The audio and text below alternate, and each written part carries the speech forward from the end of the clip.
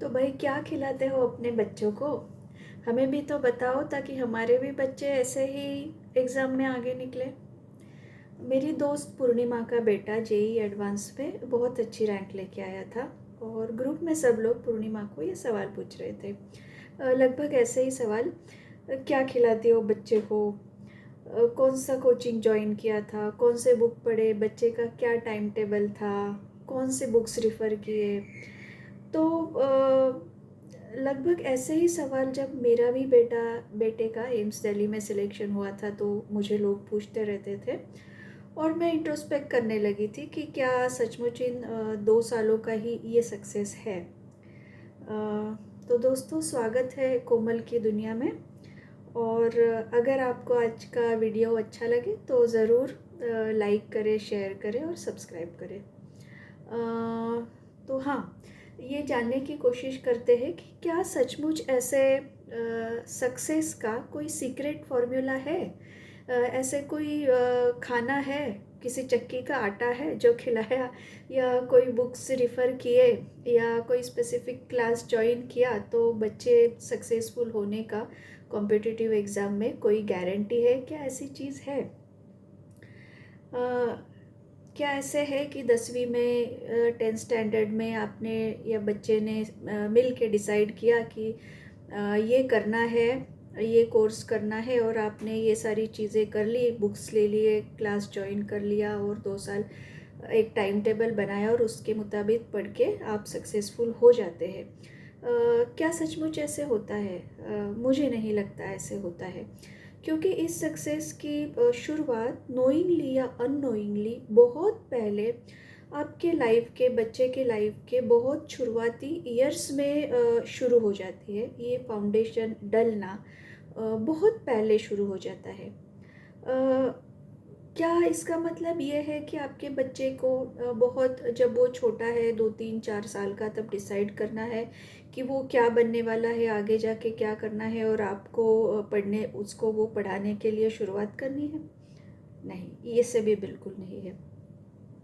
लेकिन academically, professionally और relationship में भी सक्सेसफुल होने के लिए कुछ ऐसे स्किल्स है, कुछ ऐसी आदतें हैं, कुछ ऐसे गुण हैं जो जिसका जिनकी नींव, जिनका फाउंडेशन आपको बहुत बचपन से ही डालना पड़ता है। और पेरेंट्स को ये काम करना पड़ता है बिना बच्चों को जताए कि वो कुछ ऐसा कर रहे हैं, और चुपचाप से कि वर्क इज़ इन प्रोग्रेस। बच्चे हमेशा वर्क इन प्रोग्रेस होते हैं। काम चल रहा होता है हमेशा उनके ऊपर, लेकिन वो बहुत सहजता से होना चाहिए। उनको ये जताना नहीं चाहिए कि काम चल रहा है भाई आपके ऊपर। तो आज समझने की कोशिश करते हैं सक्सेसफुल होने के लिए ऐसी ही एक ज़रूरी स्किल, क्रिटिकल थिंकिंग की। तो क्रिटिकल थिंकिंग मतलब क्या है? अगर सरल शब्दों में क्रिटिकल थिंकिंग का मतलब हम जानना चाहें तो आप जब भी कोई चीज़ देखते हैं, ऑब्ज़र्व करते हैं, सुनते हैं, जानते हैं, तब उसको एनालाइज़ करना, और एनालाइज़ करने के बाद उसका उसके ऊपर से कोई राय बनाना, कोई जजमेंट फॉर्म करना, या कोई सॉल्यूशन निकालना, अगर सॉल्यूशन निकालने की आपको ज़रूरत है तो। इसे कहते हैं क्रिटिकल थिंकिंग, सरल शब्दों में।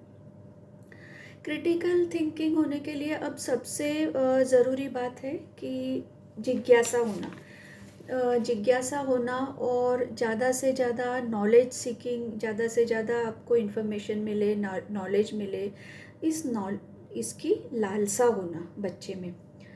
तो अगर आप क्रिटिकल थिंकिंग है थिंकर है तो अलग अलग चीज़ों के, अलग अलग मतों का एक्सेप्टेंस भी आपको चाहिए कि एक ही चीज़ के अलग अलग पहलू हो सकते हैं, या अलग अलग लोगों के अलग मत प्रवाह, अलग अलग ओपिनियन हो सकते हैं। इस चीज़ की एक्सेप्टेंस होना भी ज़रूरी है। तो ये इन्फॉर्मेशन, अलग अलग सिचुएशन, इनका एनालाइज करने के बाद आप जब रैशनल यानी कि किसी विवेकपूर्ण नतीजे पर पहुंचते हैं, तो क्या ये गुण डेवलप किया जा सकता है। इस पर भी रिसर्च हुआ है, इस पर भी दो मत प्रवाह है कि क्या ये क्रिटिकल थिंकिंग का जो गुण है, इस तरह का जिज्ञासा होना और उस तरह से सोचना, ये क्या डेवलप किया जा सकता है या आप में जन्मजात ही होता है। तो हम इस बात के विवाद में नहीं पड़ते हैं, और जैसे नचर और नेचर में जैसे हमने देखा था कि अगर आप में ये गुण है भी थोड़े से भी, तो उन्हें आपके मैक्सिमम पोटेंशियल तक डेवलप करने के लिए हम क्या क्या कर सकते हैं, इस पे बात करते हैं।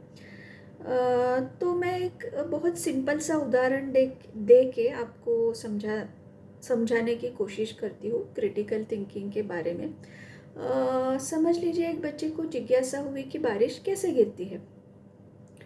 तो उसने जाके माँ से पूछा, मम्मा बारिश कैसे गिरती है। मम्मा ने कहा बारिश बादलों में से गिरती है। Fair enough. लेकिन बच्चे की जिज्ञासा कुछ और जागी, उसे ये सवाल से शांत नहीं हुआ।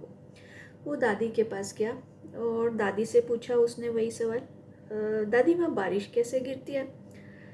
तो दादी ने बिना सोचे, बहुत दादी के पास आंसर तैयार था, दादी ने बोला बारिश तो भगवान गिराते हैं, भगवान सब कुछ कर सकते हैं। फिर थोड़ा सोचते हुए बच्चा चले गया दादाजी के पास। दादाजी कुछ टीवी वगैरह देख रहे थे। दादाजी बारिश कैसे गिरते हैं। दादाजी को ज़्यादा टाइम नहीं था जवाब देने के लिए। दादाजी ने, वो अपने सीरियल में उलझे हुए थे, उन्होंने कहा बारिश आसमान से गिरती है। सही बात है, बारिश तो आसमान से गिरती है। उसके बाद बेटा गया पापा के रूम में। पापा लैपटॉप पर ऑफिस का कुछ काम कर रहे थे। पापा पापा बारिश कैसे गिरती है। पापा ने कहा मैं ऑफिस के काम में बिजी हूँ, मुझे टाइम नहीं है, चलो भागो यहाँ से। तो बच्चा चले गया भाग के। अब गया चाचा के रूम में, चाचा भी था फैमिली में। चाचू बारिश कैसे गिरती है। अब चाचू पढ़ रहे थे, लेकिन उन्होंने पढ़ाई साइड में रख के बच्चे को पूरा वाटर साइकिल समझाया, जल चक्र समझाया कि कैसे नदी या समुंदर के पानी की सूर्य के उष्णता से भाप बनती है, और कैसे इत्यादि इत्यादि सारे स्टेप्स बता के फिर से कैसे वो पानी बारिश बनकर बरसता है। ये सारा उसने बच्चे को बता दिया। तो बच्चे की जिज्ञासा अभी कुछ शांत हुई, और वो सोचने लगा कि सोचा उसने चारों सवालों के बारे में, और उसे लगा चाचू के बात पे ट्रस्ट किया जा सकता है, और चाचू शायद सही कह रहे हैं जो कह रहे हैं। तो ये अब पूरी प्रोसेस है क्रिटिकल थिंकिंग की। इसमें सबसे पहली बात थी क्यूरियोसिटी। बच्चे में क्यूरियोसिटी जागी कि भाई बारिश कैसे गिरती है। तो हमें ये करना चाहिए कि बच्चों की जिज्ञासा कभी नहीं दबानी चाहिए। बच्चे अगर कुछ पूछ रहे हैं, हम कितने भी बिजी हो, तो उन्हें डांट फटकार लगाकर कभी भी उस जिज्ञासा को दबाना मतलब उनकी क्रिटिकल थिंकिंग पर रोक लगाने जैसा है। तो बच्चों के एज के मुताबिक, उसके एज अप्रोप्रिएट जिस तरह से उसे समझे, जो बच्चों के वाई हाउ क्या कैसे सवाल है, उन्हें हमें शांत करने की और करने की कोशिश करनी चाहिए, ताकि ये जिज्ञासा उसमें हमेशा जागरूक रहे और इन्फॉर्मेशन सीकिंग का, ज्ञान अर्जित करने की उसकी जो हंगर है, उसकी जो भूख है, वो बढ़ती रहे। तो हम उसके एज अप्रोप्रिएट या कभी कभी अगर ठीक लगे तो और भी ज़्यादा थोड़ी उसे हमें नॉलेज इन्फॉर्मेशन देती रहनी चाहिए, ताकि उसकी ये क्रिटिकल थिंकिंग में हम डेवलपमेंट ला सकें। अब क्रिटिकल थिंकिंग में महत्वपूर्ण फैक्टर यह है, जिज्ञासा तो एक थी ही, लेकिन बच्चे को देखिए आप 4-5 अलग अलग आंसर्स मिले। तो बच्चे ने अभी एनालाइज किया होगा कि किसने किसने क्या जवाब दिया, और किसके जवाब को सबसे ज़्यादा ट्रस्ट किया जा सकता है, कौन सा जवाब सत्य के बहुत ज़्यादा पास होगा। तो उस पे बच्चा ट्रस्ट करेगा और उससे अपनी ओपिनियन फॉर्म कर लेगा कि भाई बारिश ऐसे गिरती होगी।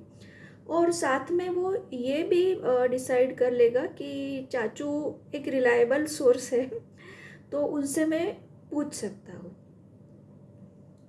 लेकिन ऐसे भी हो सकता है फ्यूचर में, अगर उसके मन में कोई माइथोलॉजी से रिलेटेड या रिलीजन से रिलेटेड ऐसा कोई या पौराणिक उससे रिलेटेड अगर उससे कोई सवाल जागा, तो हो सकता है चाचू को उसका आंसर ना पता हो, लेकिन दादी उसको ज़्यादा अच्छे से बता सके।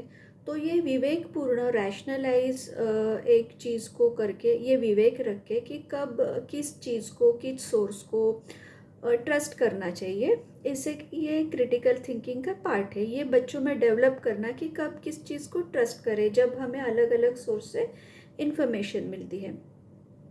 तो ये बहुत ही सिंपल उदाहरण के साथ मैंने समझाने की कोशिश की। तो अगर आपको आशा है आपको समझ में आया होगा। एक ही चीज़ के अलग अलग पहलू जब सामने आते हैं, तो उसका एनालाइज करके, उसकी ऊहापोह करके हमें किस बात पे ट्रस्ट करना चाहिए, या कौन सा रिलायबल है, या किस नतीजे पे पहुंचना चाहिए, या क्या क्या सोल्यूशन निकालना चाहिए, इसे सिंपल शब्दों में कहते हैं क्रिटिकल थिंकिंग। तो इसे डेवलप करने के लिए सबसे पहली बात तो जिज्ञासा को कभी मारना नहीं चाहिए बच्चों को। और डेवलप करने के लिए, जैसे सिंपल अगर मैं उदाहरण दूँ, तो बच्चों को ऐसी कुछ बातें बतानी करने के लिए हम टास्क दे सकते हैं जो अलग अलग तरीके से किए जा सके, ताकि ये बच्चों की सोच डेवलप हो सके। जैसे कि अगर कोई बिल्डिंग ब्लॉक्स है, तो एक ही तरह के 15-20 ब्लॉक्स, अगर 15 ब्लॉक्स है तो एक ही ब्लॉक से वो क्या अलग अलग चीज़ें बना सकता है। ये भी एक क्रिटिकल थिंकिंग का उदाहरण हो गया कि क्या वही ब्लॉक्स है लेकिन उनसे वो क्या अलग अलग बना सकता है।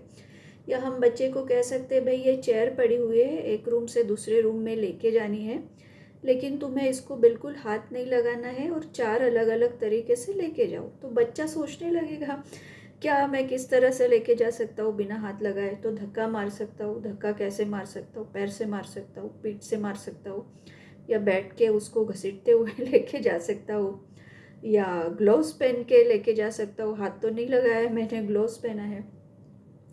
या मैं किसी और को बोल सकता हूँ उठा के वहाँ रखो। बहन को, छोटी बहन है तो बोल सकता हूँ चल उठा के वहाँ रख, भाई मैंने तो हाथ नहीं लगाया है। तो क्या अलग अलग तरीके से एक ही काम अलग अलग तरीके से किया जा सकता है, या एक ही चीज़ के क्या अलग अलग पहलू हो सकते हैं। या फिर जैसे हम उन्हें पॉकेट मनी के लिए पैसे थोड़े बड़े हो जाते हैं तो देते हैं, तो उसे उनको मैनेज करना कि क्या अलग अलग चीज़ें, क्या अलग अलग तरीके से वो खर्च कर सकता है उसे। तो ये चीज़ें बहुत काम आती है बच्चों को, हर एकेडमिकली भी, प्रोफेशनली भी, और रिलेशनशिप में। आप एकेडमिकली अगर आप कहें तो मैथमेटिक्स में क्रिटिकल थिंकिंग एक ही अगर प्रॉब्लम है तो कितने अलग अलग तरीके से आप उसको सॉल्व कर सकते हैं। लैंग्वेजेस में भी एक ही चीज़ को अलग अलग तरीके से देखने का तरीका, या सामने वाले के इमोशंस को अलग अलग तरीके से उसको एनालाइज करने का चीज़ें हैं।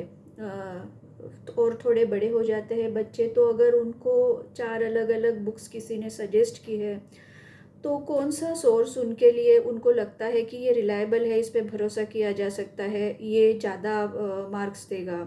या दोस्त भी सिलेक्ट करते समय ये दोस्त मेरे लिए अच्छा प्रभाव डालेंगे, या मेरे मेरे ये गुण है, उनके भी ये गुण है, तो मेरे लिए क्या पूरक रहेगा या अच्छा रहेगा। तो लाइफ का कोई भी वॉक ऐसा नहीं है जहाँ क्रिटिकल थिंकिंग काम नहीं आती है। या जब भी ब्रांच सिलेक्ट करने की भी बात होती है, तो मेरे ये प्लस पॉइंट है, मेरे ये निगेटिव पॉइंट्स है, तो कौन सी ब्रांच मेरे लिए अच्छी रहेगी, या कौन से कॉलेज में क्या क्या चीज़ें मुझे मिल रही है, क्या क्या ऑप्शन सब्जेक्ट के मिल रहे हैं, या कौन सी ब्रांच मेरे लिए अच्छी रहेगी, कौन सा करियर मेरे लिए अच्छा रहेंगे, कौन जीवन साथी मेरे लिए क्या क्या गुण है, और क्या मेरी रिक्वायरमेंट्स है, क्या उसकी, मतलब कोई भी जीवन का पहलू ऐसे नहीं है जिसमें आप क्रिटिकल थिंकिंग से सॉल्यूशन पाने के लिए भी, जैसे और एक एग्जांपल दूँ तो अगर कोई बुली कर रहा है बच्चे को, तो आप उससे ही पूछिए कि अगर बुली कर रहा है कोई, तो क्या उसके 4 अलग अलग 4-5 सॉल्यूशन हो सकते हैं। क्या तुम टीचर को जाके बता सकते हो? ये बच्चे को ही सोचने दीजिए। ये एक एग्जांपल दे रही हूँ। कोई भी अगर प्रॉब्लम है, तो क्या टीचर के पास जाना चाहिए, क्या इग्नोर करना चाहिए, क्या उसको उसके ही उसके ही तरीके से उसको जवाब देना चाहिए बुली करके, या क्या करना चाहिए? प्रिंसिपल के पास जाना चाहिए, क्या करना चाहिए? कोई भी प्रॉब्लम जब लाइफ में आती है या स्ट्रेस सिचुएशन आती है तो क्या अलग अलग सॉल्यूशन उसके हो सकते हैं। तो ये देखिए, आपको रिसर्च से लेके, मैथमेटिक्स हो गया, फिज़िक्स हो गया, रिसर्च से लेके एक ही चीज़ के क्या अलग अलग सॉल्यूशन हो सकते हैं। मैनेजमेंट से लेके, डिज़ास्टर मैनेजमेंट से लेके, कोई लाइफ का ऐसे वॉक या कोई ऐसे फील्ड नहीं होगी जहाँ अगर क्रिटिकल थिंकिंग आपका डेवलप हुआ है, बचपन से आपको इस तरह से सोचने की आदत है, तो काम नहीं आएगी। तो देखिए कि ये ऐसी चीज़ नहीं है कि एक ही दिन में डेवलप हो सके या कुछ खिला के डेवलप हो सके किसी चक्की का आटा, या आपने 11th-12th में सोचा है कि अभी पढ़ना है तो 11th-12th में 2 साल में भी आप डेवलप कर सके। ये सब बहुत बचपन से ही चीज़ें धीरे धीरे इसका फाउंडेशन पड़ते जाता है, और पढ़ाई में ये सारी चीज़ें अगर पढ़ने में टाइम टेबल डिस्टर्ब हो गया है तो क्या करना चाहिए, अलग अलग क्या तरीके हो सकते हैं फिर से उसको रूटीन में लाने का, या किस तरह से पढ़ाई की प्लानिंग मुझे करनी चाहिए, ये सारी जो चीज़ें प्लानिंग करना, सॉल्यूशन ढूंढना, किसी डिसीजन पर पहुंचना, या कोई जजमेंट कि मेरे लिए क्या सही रहेगा क्या नहीं, ये सारी बातें भी सक्सेस के लिए कॉम्पिटिटिव एग्ज़ाम के पढ़ाई के साथ आप उतनी ही ज़रूरी है।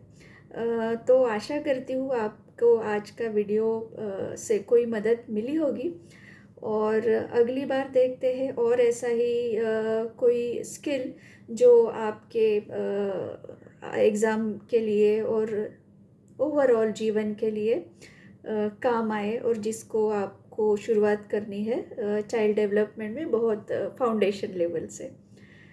तो लाइक कीजिए, शेयर कीजिए एंड सब्सक्राइब कीजिए। आज के लिए बस इतना ही। नमस्ते।